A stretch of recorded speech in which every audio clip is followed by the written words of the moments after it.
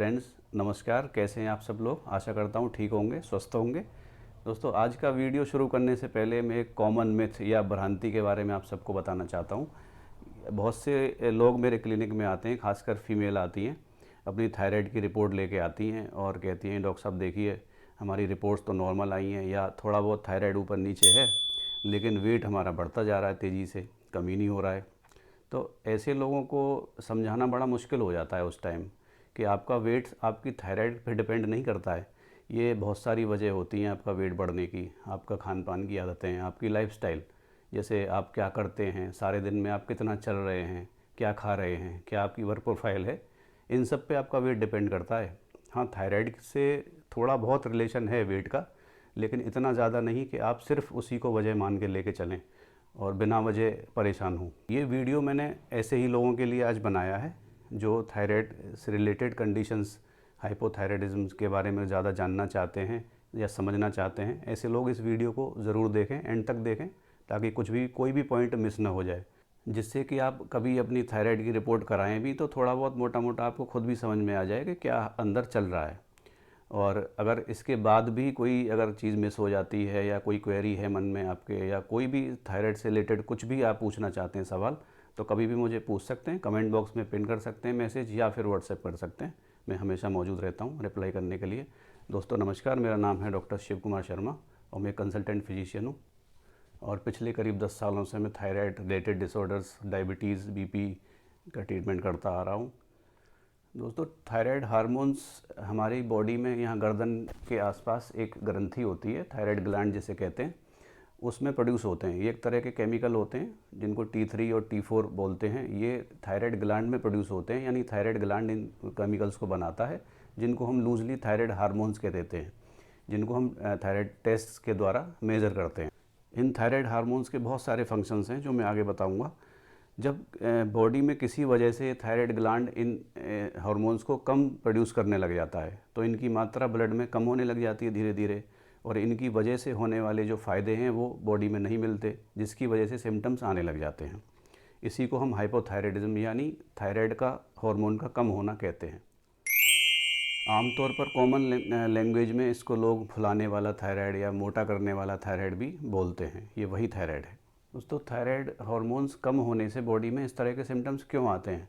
दरअसल होता क्या है कि T3 और T4 यानी थायराइड हार्मोन्स कम होने से हमारी बॉडी का जो मेटाबॉलिज्म है, यानी हमारे पाचन शक्ति और चीज़ों को क्लियर करने की जो क्षमता है, वो थोड़ी कम होने लग जाती है, जिसकी वजह से सुस्ती आना, मोटापा बढ़ना और स्किन का ड्राई रहना, कॉन्स्टिपेशन होना, हर समय नींद आते रहना, गले में सूजन जैसा आभास, आवाज़ भारी होना, इस तरह के सिम्टम्स आने लग जाते हैं।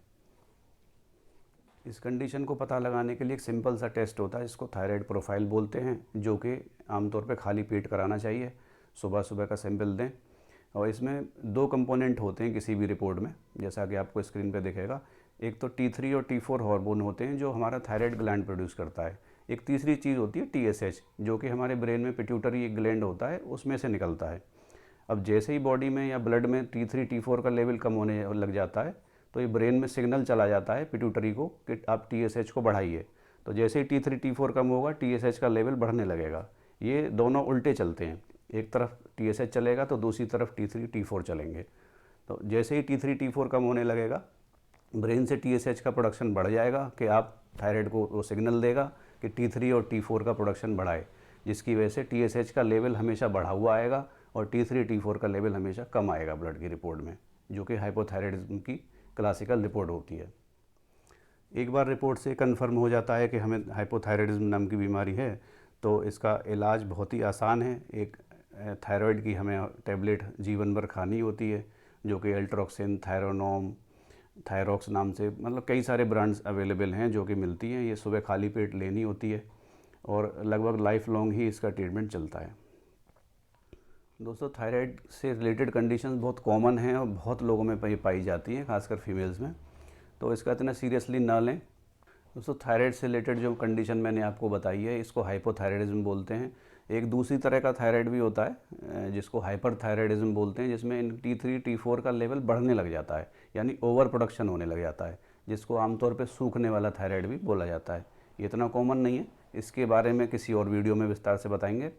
लेकिन एक बात मैं क्लियर करना चाहता हूँ इस वीडियो के थ्रू कि अगर आपका वज़न बढ़ रहा है, वेट बढ़ रहा है, तो इसको ये ना सोचें कि सिर्फ थायराइड ही इसकी लिए ज़िम्मेदार है, लेकिन बहुत सारी वजह हो सकती है। अपने वेट को वॉच करने के लिए आप अपना डाइट में बदलाव करें और एक्टिविटी लेवल बढ़ाएं अपना, कि आप दिन भर कुछ ना कुछ इस तरह की एक्टिविटी करें कि आपकी कैलोरीज बर्न हो, यानी आप जो कैलोरी ज़्यादा ले रहे हैं, एक्स्ट्रा खा रहे हैं, उनको बर्न कर सकें। और खाने में जो भी कार्बोहाइड्रेट रिच डाइट्स हैं, फैट वाली डाइट्स हैं, इनको कम करें, जिससे आपका वेट रिड्यूस होगा। और सिर्फ थायराइड को ही ज़िम्मेदार न मानें इसके लिए, और इसके लिए अपने डॉक्टर को भी बार बार परेशान न करें कि हमारा वेट क्यों बढ़ रहा है, थायराइड नॉर्मल आ रहा है। ठीक है, बस यही सब कहना चाहता था आज की वीडियो के माध्यम से। कोई भी सवाल हो आप पूछ सकते हैं। धन्यवाद, नमस्कार।